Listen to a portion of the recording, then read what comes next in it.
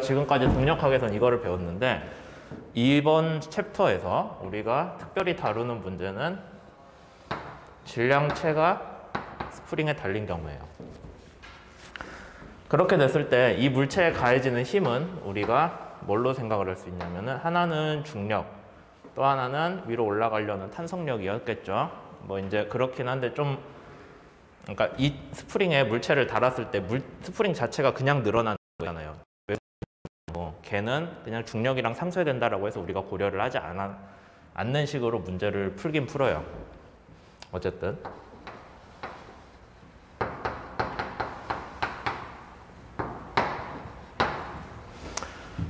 여러분들이 좌표계를 뭐 이런 식으로 썼을 때 좌표계 되게 중요합니다. 탄성은 항상 변위의 반대 방향으로 작용하니까 물체가 X방향, 양의 X방향으로 이동하면은 탄성은 걔를 밀어내려는 쪽으로 작용할 거예요. 그러니까 마이너스가 항상 붙는다고 했죠. 그 다음에 책에서도 얘기를 하고 있는 건데 이런 식으로 풀면 식이 좀 복잡해지니까 우리가 X방향 변위를 어떻게 설명할까? 원래 스프링이 이렇게 있었다고 쳐요. 물체를 안 달았을 때. 그 다음에 물체를 달았을 때 좀 늘어났겠죠. 스프링 상수는 그대로예요. 여기 사이 늘어난 거리를 뭐 델타라고 한다거나 그런 식으로 하고 있어요, 문제에서. 그 다음에 여기를 원점으로 해서 추가로 변한 내용을 우리가 X라고 쓰는 거예요, 문제에서. 그냥 X라고 쓰면은 뭐 그래도 문제가 풀리긴 하는데 그렇게 했을 경우에는 얘가 상수항으로 계속 남아있잖아요. 이렇게 풀 건데 얘 이쪽으로 X는 X 더블 다시 돼갖고 얘 다 정리하면 어떻게 되냐? 한쪽으로 다 몰아줘요. 그러면은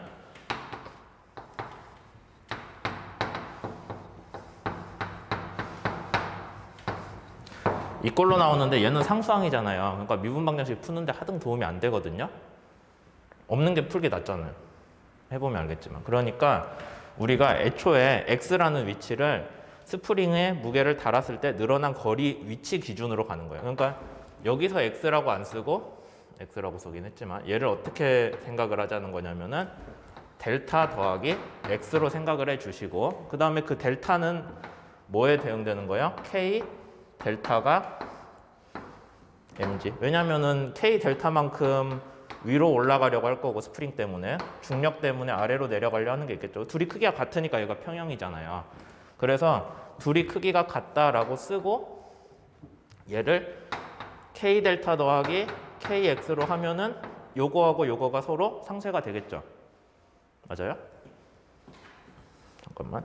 여기 물체 기준으로 보면 K 델타 더하기 mg가 0이라고 쓰는 게 맞죠? 그러겠네. 왜냐면 델타가 애초에 마이너스 방향으로 이동한 거잖아요, 변이가. 그러니까 얘는 마이너스, 나머지는 플러스 플러스 플러스 하니까 서로 더해서 0이 된다. 그러니까 여기에서도 얘랑 얘를 둘이 더하면은 0이 되니까 이 식이 어떻게 돼요? 이 꼴로 나온다고 했었고 그 다음에 얘가 0인 우리가 Z차 미분 방정식이죠.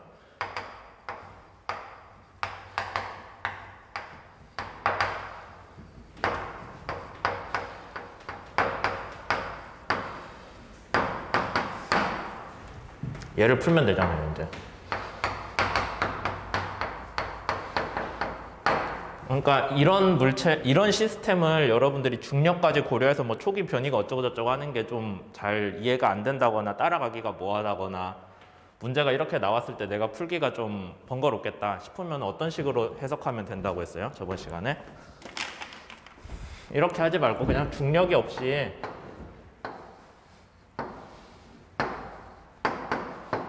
이렇게 놓인 물체로 보고 풀면 된다는 거예요. 왜냐하면 중력은 항상 가해지기 때문에 어차피 여러분들이 이 문제에서 어디를 풀든 간에 중력은 계속 작용해요. 그러니까 그냥 걔는 상수로 있으니까 치워버리면은 이런 시스템으로 해석을 하는 거랑 똑같게 되는 거겠죠. 여기서 스프링 짧아지는 게 X니까 여기도 이 방향을 플러스 X로 해서 이런 식으로 풀어도 전혀 상관이 없다 라고 알고 계십니다.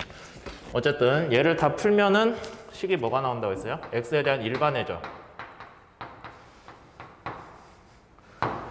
일반에는 그 파티큘러 솔루션들을 합친 건데 맨날 헷갈리지 이거. M이 밑인지 K가 밑인지. M이 밑에죠? 맞아요? 응? 네. 맞나? 아니야? 저도 맨날 헷갈려.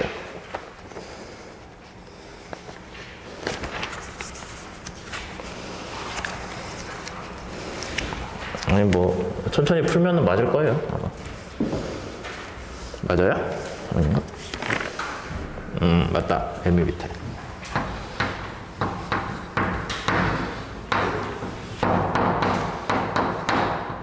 이렇게 나오고 T 더하기 T. 네. 두 개의 파티큘러 솔루션들의 선형 결합으로 나타난다라고 하는 거예요. 그러니까 C1은 상수예요. 그 다음에 얘를 뭐 X1이라고 쓰는 거고 이런 식으로 나타내는 거를 여러분들이 나중에 공학수학에서도 배울 것 같은데 선형 결합. 그러니까 서로 상관없는 두 개의 변수 아니면 세 개, 네 개, 몇 개도 상관없어요. 걔네들에다가 상수를 곱해서 서로 더해주면서 뭔가를 표현을 해주는 게 선형 결합이에요.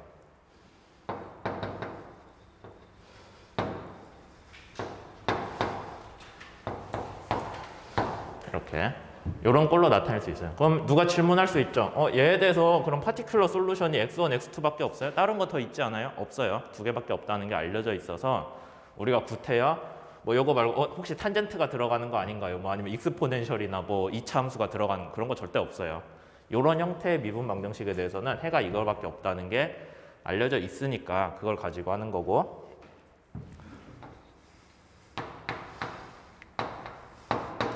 초기 조건이라고 해서 t가 0일 때 처음 위치죠.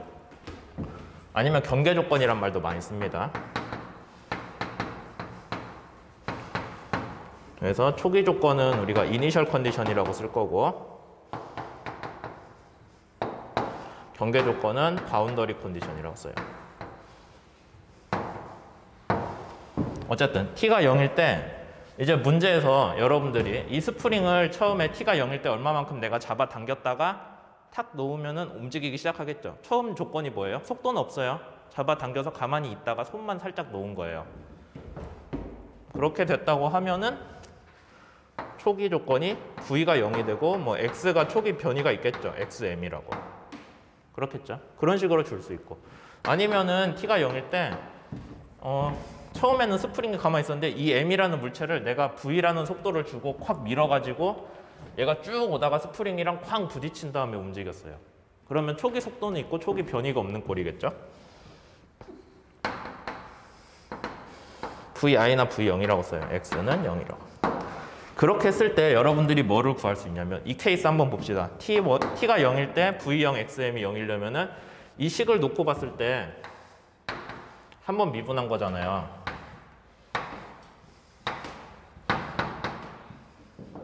사인 미분했으니까 코사인. 그 다음에 코사인 미분한 거는 마이너스 사인이죠.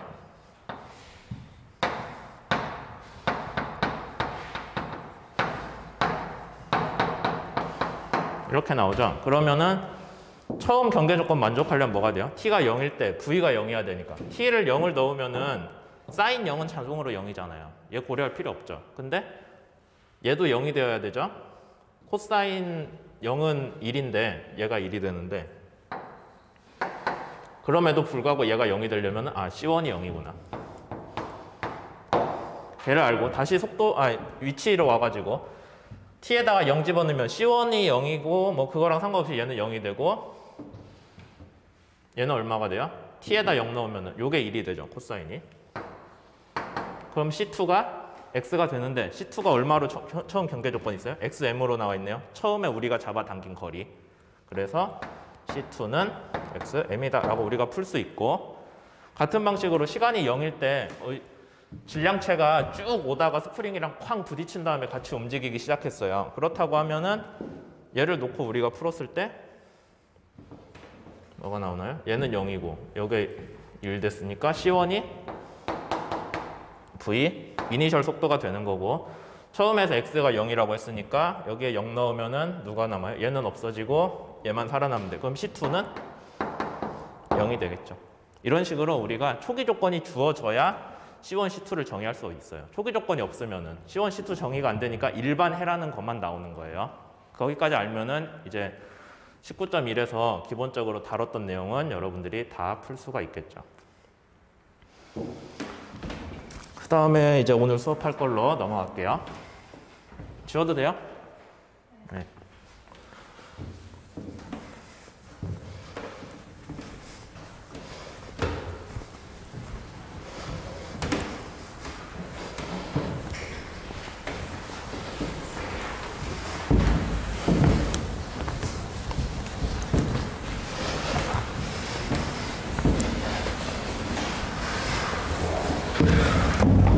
이제 다룰 문제는 19.4장 본 내용인데요. 여기에서 무슨 얘기를 했냐면은 아까는 우리가 스프링을 잡아당겼다가 그냥 텅 하고 놓으면은 지가 알아서 운동을 하는 거였어요. 그렇죠? 스프링 자체의 탄성 때문에.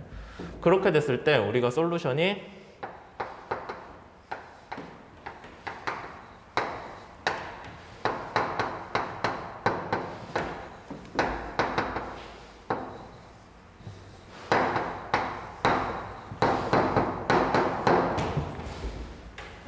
이렇게 나왔었는데 19.4에서는 포스트 바이브레이션이라고 하는 건 이제 강제 진동이란 뜻이에요. 어떤 뜻이냐면 스프링에 물체를 달아놓고 이렇게 잡아당겼다가 놓는 게 아니라 이 물체 자체에다가 여러분들이 외부에서 힘을 줘요. 근데 바이브레이션이란 건 진동이거든요. 그러니까 내가 스프링을 달고 꾸준하게 힘을 주는 게 아니라 줬다 뺐다 해가지고 대개는 사인 함수로 힘을 줍니다.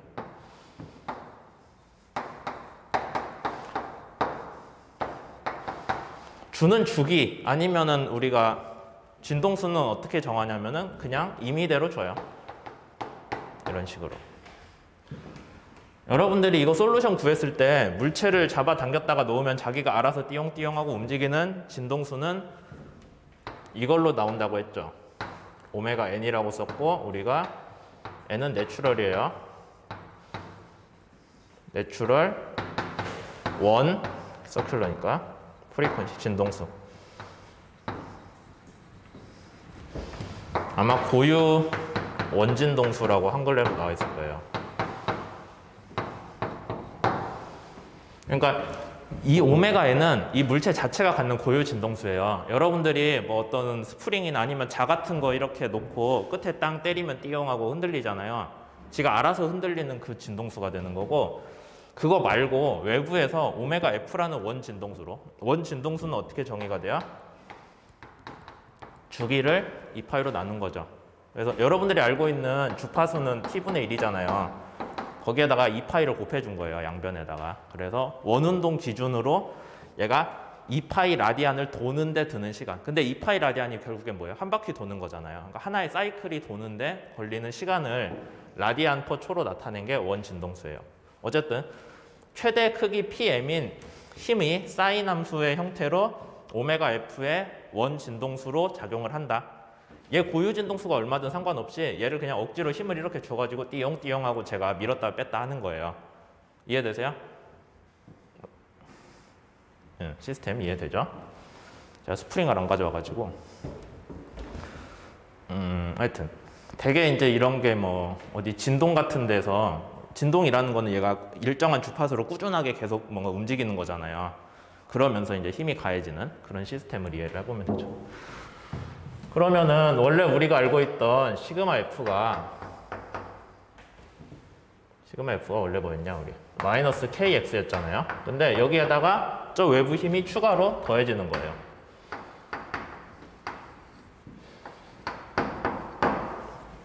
이렇게 얘가 MA로 돼서 문제를 풀죠. MA는 이제 MA라고 안 쓰고 X 더블 다시라고 쓸게요. 미분 방정식 푸는 거니까.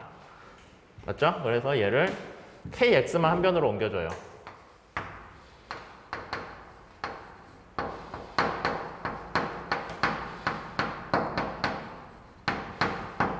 이렇게.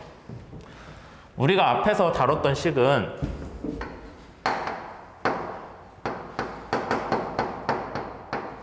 이거였어요. 근데 우리가 얘를 뭐라고 불렀어요? 이 미분방 정식을 제차, 2차 선형 미분방 정식. 얘를 봅시다. 선형이긴 해요. 서로 뭐 이렇게 x나 x 닷끼리 서로 곱해진 거 없잖아요. 따로따로 있죠, 항들이. 선형은 맞아요. 그 다음에 2차 미분방 정식이죠. 두 번 미분했으니까. 근데 제차 호모지니어스는 뭐냐면은 좌변이 0이어야 호모지니어스거든요. 근데 얘는 좌변이 x가 아닌 x 말고 다른 변수나 뭐 그런 걸로 인해서 좌변이 살아 있으면 걔는 비제차예요. 논 호모지니어스 비제차.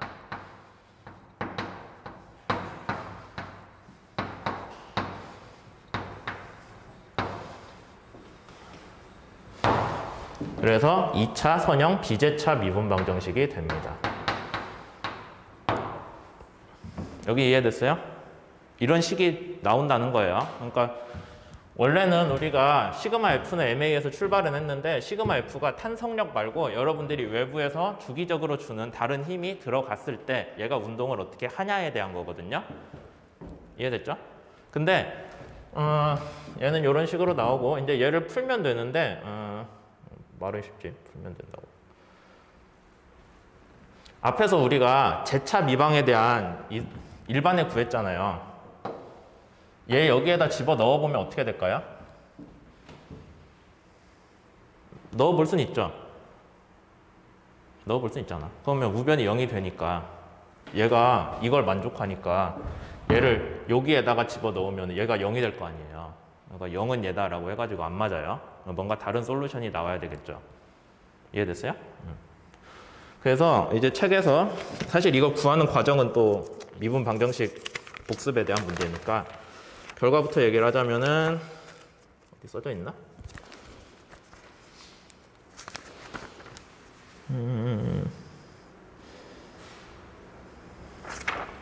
파티큘러 솔루션을 또 하나 구해야 되거든요. 이런 문제에 대해서. 여기 써져 있다.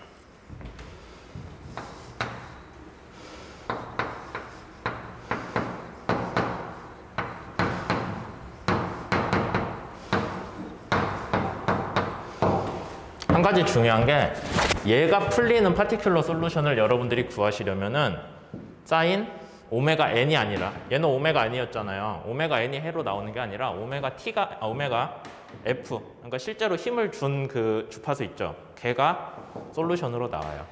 얘를 실제로 넣어서 풀어보시면은 x 자리에다가 얘만 넣는 거예요. 우변은 변할 거 없죠.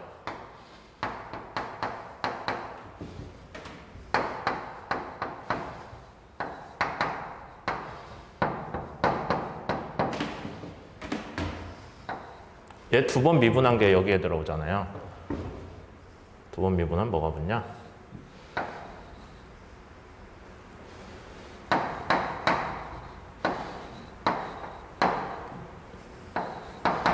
사인 두 번 미분했으면 다시 마이너스 사인 되죠?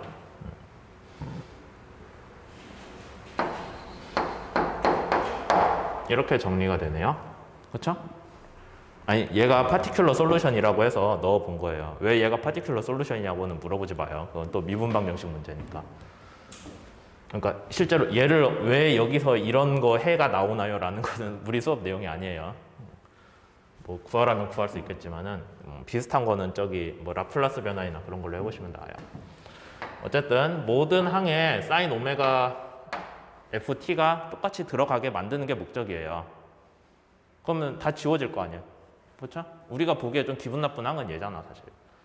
오메가 ft 사인 항이 들어가 있으면 풀기가 어려우니까 모든 항에 사인이 들어가게 하는 파티큘러 솔루션이 있으면 좋겠다라고 해서 이렇게 푸는 거죠.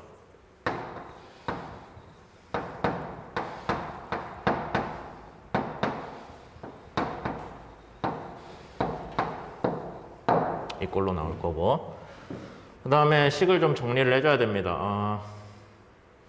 다 똑같이 m으로 나눠볼까요? 책에 그렇게 나눴나? xm을 우리가 구하는 게 목적이거든요. 지금 오메가 f는 주어진 거예요. 오해하지 마세요. 오메가 f는 우리가 힘을 강제로 줬다 뺐다 하는 그 주기이기 때문에 이미 주어져 있고 우리가 모르는 건 xm 하나예요. xm을 여기다가 넣어봅시다. 그러면은 뭐가 어떻게 되나요? XM으로 정리를 해보려고 하니까 XM으로 얘는 묶어지죠, 다행히.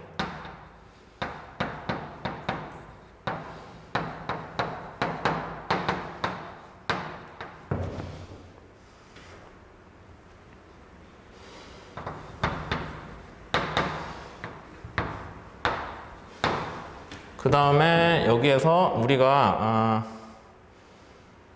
얘를 책에서 오메가 n에 대해서로 정리를 해줬을 텐데 맞아. 여기서 우선 양변을 K로 나눠줘요. K로. 그러면은 PM 오버 K가 될 거고, 그 다음에 여기 K가 나눠지니까 얘는 1이 되고 얘는 K분의 M이 되죠. K분의 M은 오메가 N의 역수의 제곱이 되잖아요. 그렇게 해서 19.33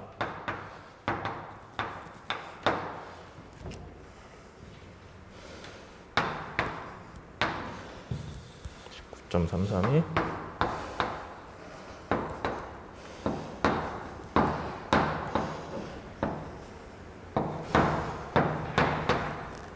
이 꼴이 나옵니다. XM을 구할 수가 있는 거예요. 뭐를 알 때? 외부에 주어지는 힘이랑 그 주파수랑 그 다음에 여러분들이 갖고 있는 스프링이랑 스프링 상수랑 스프링의 고유 진동수가 들어가네요. 어쨌든 그렇게 했을 때 XM이 나와요.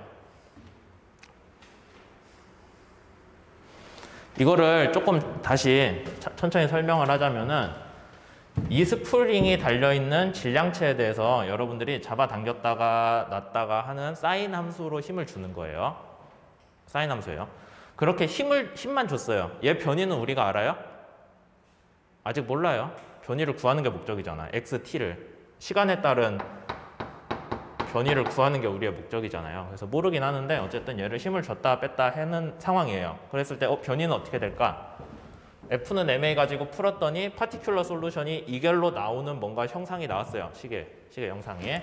그래서 실제로 풀어봤더니 XM이 우리가 궁금한 거는 XM은 최대 변인데 거기에다 사인만 곱하면 시간에 따른 변이가 나오잖아요. 그러니까 XM만 알면 되겠다는 거예요, 우리는. 그래서 구했더니 XM이 이 꼴이 나오더라. 근데 아까 제가 앞에서 얘를 뭐라고 불렀어요? 파티큘러 솔루션. 그래서 여기에 좀 특이한 게 뭐가 나오냐면은 얘를 이제 X3라고 합시다. X3? X3라고 부르자고요, 그냥. 그러면 진짜로 일반에는 뭐가 나오냐면은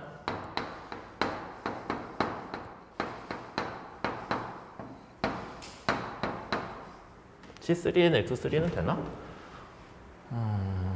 C3, X3는 아니겠다. 그냥 X3겠다.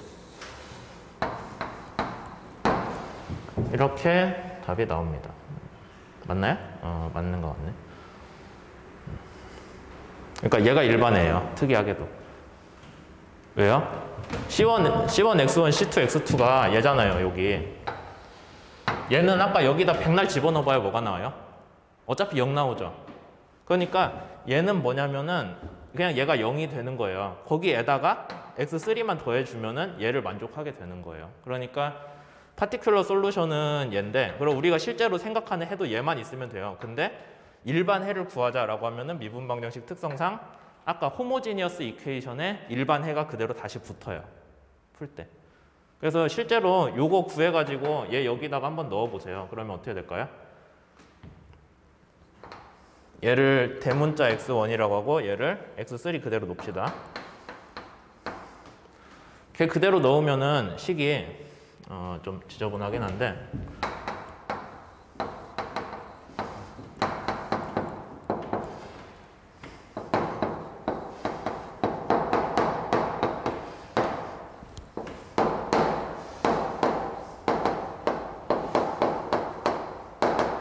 이꼴로 나오잖아요.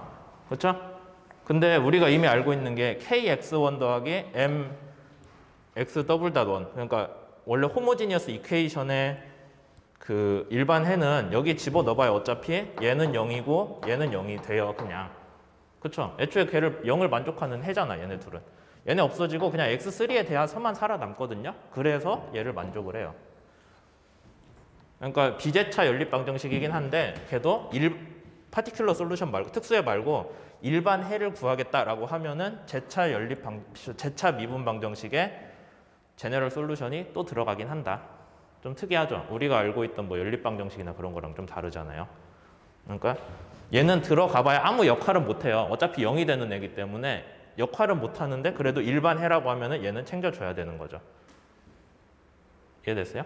뭐 중요한 얘기는 아니에요. 우리가 동력학에서 실제로 다루는 거는 이 파티큘러 솔루션밖에 없기 때문에 합니다. 근데 우리가 그러면 이 해를 보면은 좀 특이한 걸 알 수 있는데 운동이잖아요. 얘가 변이가 뭘로 나온다는 거예요? XM에 대한 오메가 F 주기의 사인 함수로 나와요. 오메가 F 진동수에. 그러니까 얘 실제 고유 진동수가 얼마든지 그건 상관없어요. 내가 F로 힘을 주잖아요. 그러면 무조건 힘이 어떻게 나온다? 사인 함수로 변이가 그냥 사인 함수로 나오는 거예요. 이해됐어요? 이 부분? 아니 그러니까 내가 힘을 주면은 거기에 대해서 얘가 사인 함수 변이로 나온다니까요. 시간에 따라서 사인 함수고 막 힘을 이렇게 주면 얘가 갑자기 막 커졌다가 줄어들었다 그런 거 없어요. 그냥 일정하게 사인 함수로만 나와요. 다만 그 사인 함수의 진폭 알죠? 진폭이란 단어 알죠? 얘가 진폭이잖아. 진폭이 뭐에 대한 함수로 나타난다? 여러분들한테 주어진 시스템의 어떤 고유한 물리적인 값들의 함수로 나타난다. 그래서 여기에서 이제 중요한 게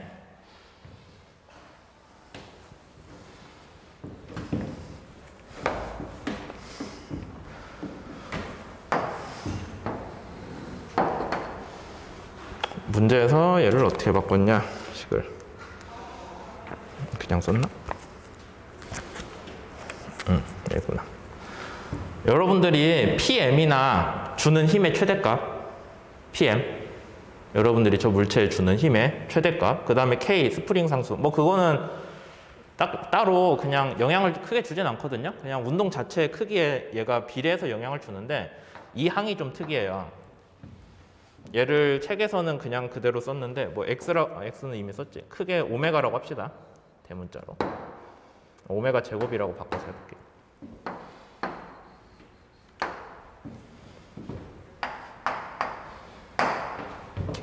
오메가 제곱에 따른 XM의 변화를 우리가 보고 싶은 거예요. 그러니까 여러분들이 강제 운동을 하는데 그 강제 운동의 주기가 아니면 진동수가 운동의 진폭에 어떤 영향을 주는지 어떻게 나올까요? 오메가가 0일 때 있어요? 오메가가 0일 때 이거 값 얼마 나와요? 오메가 0 집어넣으면 얘에다 0 넣어봐요. 그러면 PM분의 K 나올 거 아니야. 그렇죠? 그 다음에 얘가 만약에 무한대로 간다고 칩시다. 오메가 F가 무한대로 가요. 오메가 F가 무한대로 가면 식이 어떻게 되나요? 분모가 0으로 가죠. 마이너스 0으로 가지 정확히 얘기하면. 그러니까 마이너스 0으로 뭔가 쭉 갈 테고 그 다음에 얘가 마이너스 무한대로 가면은 플러스 0으로 쭉 가죠. 그래서 사실 보면은 얘가 어떤 함수냐면은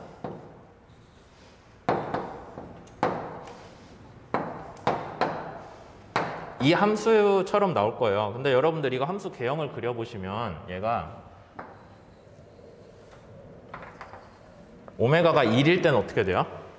분모가 0이 나와서 정의가 안 되고 그 다음에 오메가가 1보다 조금 작으면은 분모가 0보다 조금 크니까 얘는 양수로 갈 거고 뭐 이런 식으로 나오는 거죠. 이렇게. 그래서 우리가 아까 오메가를 뭐라고 정의했어요? 오메가 F랑 오메가 N의 비율이잖아요. 오메가 N은 어떻게 구해요? 오메가 N 먼저 얘기하게. 질량이랑 스프링 상수의 함수로 나타나죠. 오메가 N. 여기 구했잖아요.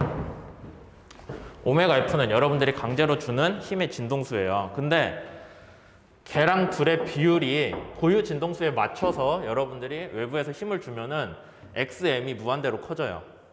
XM이. 그러니까 결과적으로 나오는 운동도 무한대로 커져요. 그게 무슨 뜻이냐면은 어떤 스프링이 달려있는 물체에 대해서 여러분들이 고유 진동수로만 흔들잖아요. 외부에서 힘을 줘서. 그럼 운동이 막 커져가지고 얘가 이제 정의가 안 될 때까지 커져요. 그걸 우리가 뭐라고 하냐면은 영어로 레조넌스라고 하고, 레조낸스는 레조넌스냐?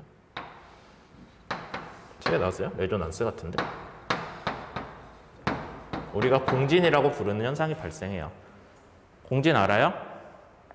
들어봤어요? 뭔가 어떤 물체에서 외부 진동이 어떤 주파수, 자기 고유 진동수로 오면은 막 얘가 운동이 커져요. 그래서 뭐 주위에 소리가 붕붕거리면서 난다거나, 아니면 저기 옛날에 TV에서 한 번씩 하던 게 유리컵에다가 일정한 진동수로 소리를 막 내면은 일정한 소리 진동수, 그러니까 소리 높이를 잘 맞춰서 계속 쏘면은 얘가 유리잔이 자기 고유 진동수랑 맞으면 막 커지다가 퍽 하고 깨져요. 그런 것들이 여기서 우리가 이 식을, 솔루션을 보고 알 수 있는 거죠. 그래서 강제 진동 푸는 거는, 강제 진동을 푸는 것 자체는 되게 어려운 문제는 아닌데, 거기서 나온 솔루션 있죠. 파티큘러 솔루션. 걔가 갖는 물리적 의미를 여러분들이 설명할 수 있어야 돼요. 근데 물리적 의미가 오메가 F는 그냥 주어지는 거니까 상관없는데, XM, 운동의, 결과적으로 나오는 운동의 진폭이 얼마가 되냐가 이 함수로 여러분들이 구할 수가 있고요. 그 함수에서 중요한 거는 윗부분은 상관없어요. 힘을 크게 주면 당연히 변이가 크겠지. 그렇잖아요. 그러니까 그거는 문제가 아닌데, 여러분들이 주는 운동의 주파수가 고유 진동수랑, 시스템 고유 진동수랑 어떤 비율이냐에 따라서 진폭이 커지고 작아지고 하는 게 있다라는 거예요. 설명됐어요? 여기까지? 네, 그래서 이거 그림 되게 중요합니다. 뭐 그런 문제들이 있어서 19.4를 끝냈죠.